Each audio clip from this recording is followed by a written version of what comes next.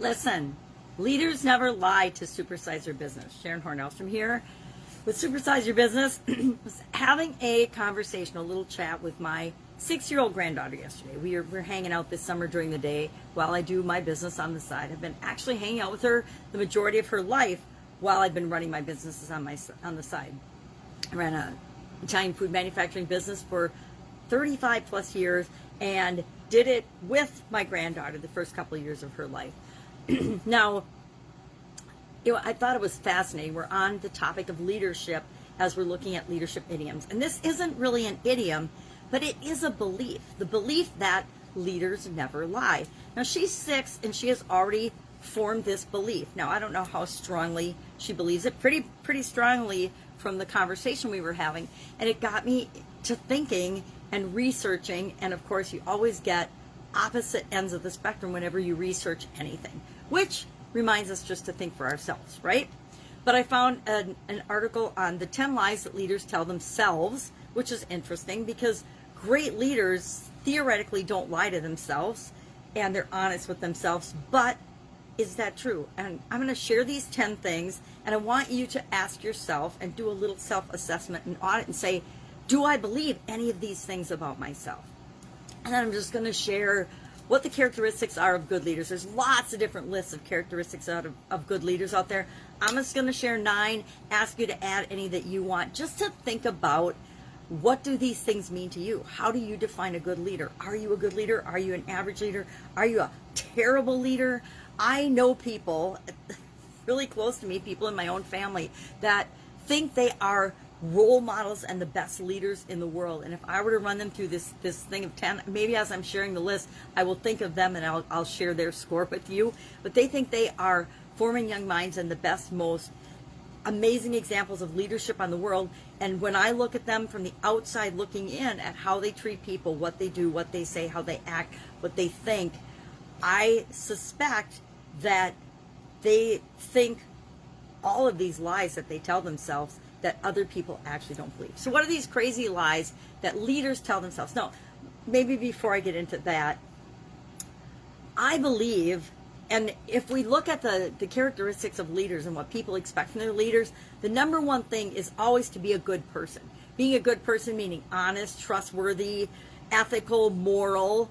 Now, if we look at the examples around us in our life, I think a part of it depends on why and how someone is perceived as a leader or is a leader. I'm going to say there is no way, shape, or form that politicians don't lie. Politicians are in leadership positions because we elect them to be, yet I would say that lying, manipulation, misrepresentation of the truth, coercion, and all kinds of other things are on the list of those type of leaders. I also would not consider them good leaders. Just because you're elected to a position doesn't automatically make you a good leader. So, we'll talk about the leadership skills later, but I kind of wanted to get that off my chest right off the bat. So what are 10 lies that leaders tell themselves? Now, my granddaughter will tell me today again that leaders never lie. And I'm not going to burst her bubble on that. I'm going to let her think for herself and analyze for herself and decide if she's going to form that as a belief or an opinion or not. But I think that it's very dangerous for any of us to assume ever that just because someone is in a position of authority or in a leadership position that they're 100% honest or integrity.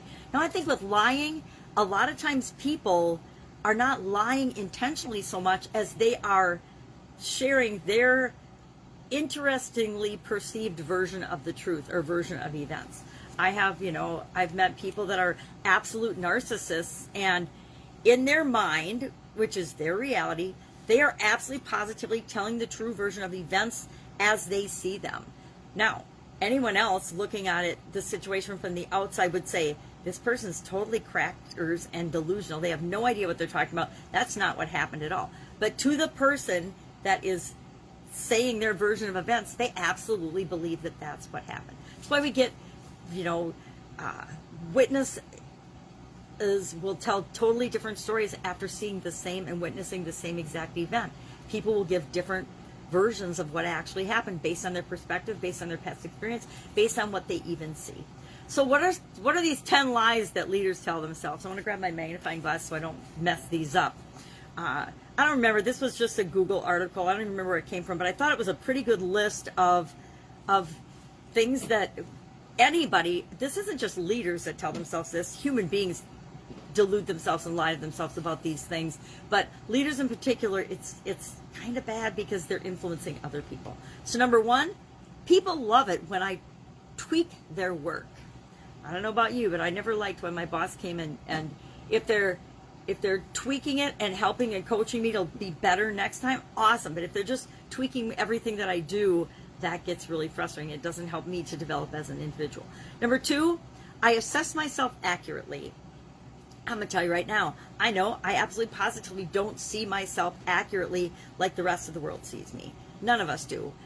We have a filter on ourselves that we only see ourselves based on our filter of our past experiences and things like that, our beliefs and expectations.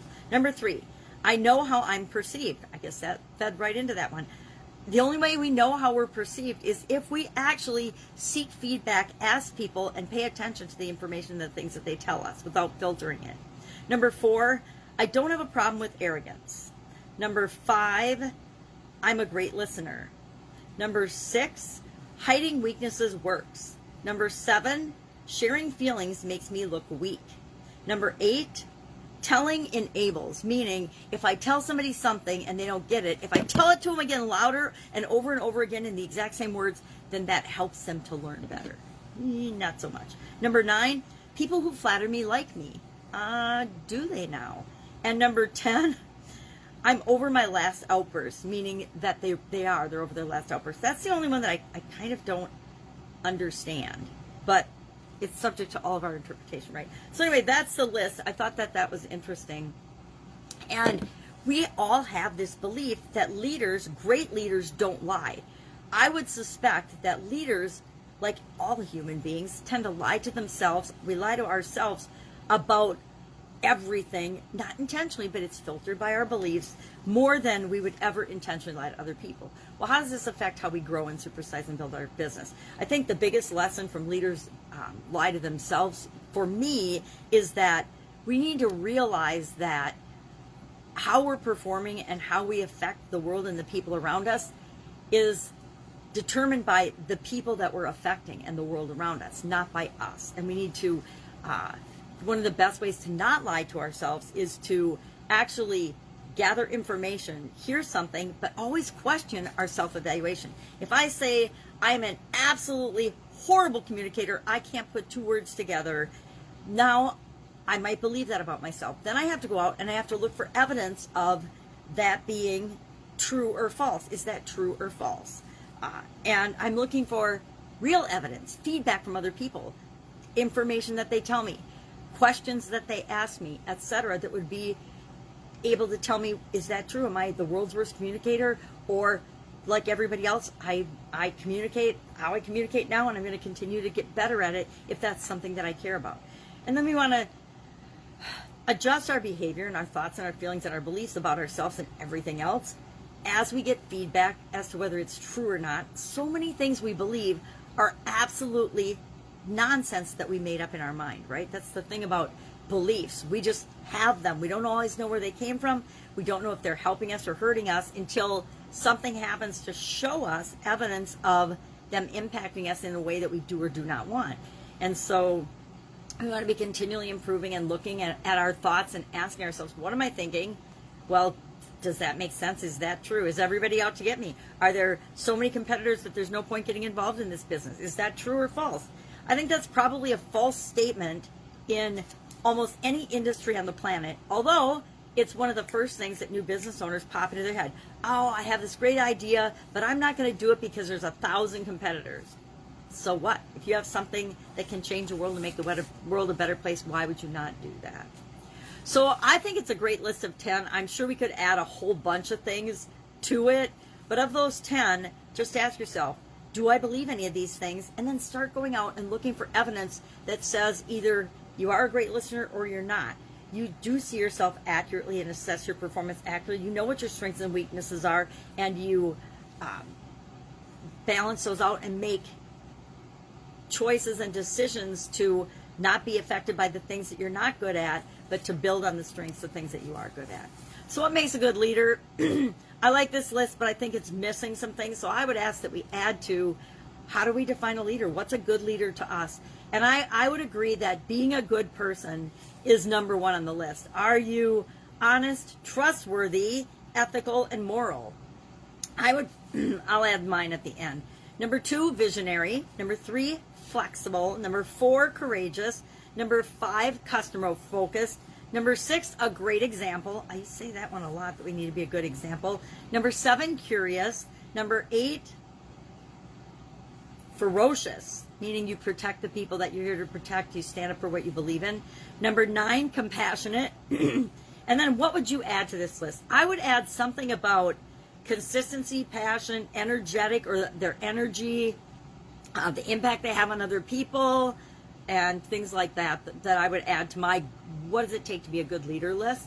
Curious what you would add. So I want to know, I guess my biggest question today is, do you believe, like my granddaughter, that leaders never lie? I guess the word never is the one that gets me. Is whenever we speak of anything in absolutes, I think we're in trouble, because there is no absolute anything for the most part on the planet and in our lives. I mean, absolutely, we're all going to die someday, but that's about it, right? We're born with nothing, we die, we're born and die. Those are about the only guarantees we have in life. Beyond that, I think that never and always and most of the time, qualifiers and words like that just get us into trouble. All right, that's our topic for today. I want to thank my 6-year-old granddaughter, Etta, for this particular one. It's not an idiom, deviation from our daily idiom, but I thought it was a topic worth discussing, because it's like everything else we believe. We believe things without even thinking about why we believe these things. She has no idea where she got the belief that leaders never lie. She just believes that it's absolutely true. And if she believes that, how will that influence the way that she leads the rest of her life? That's what got me to thinking about it. So that's it. Go out and have an awesome day. Love to hear your take on this particular topic. Share in the comments below. Otherwise, I will be back tomorrow with another interesting idiom about leadership, and I will make sure it's an idiom. What does it mean? Where does it come from? And how might you use it in your business and your life right now? Share what you think about this topic below. Take care. See you tomorrow.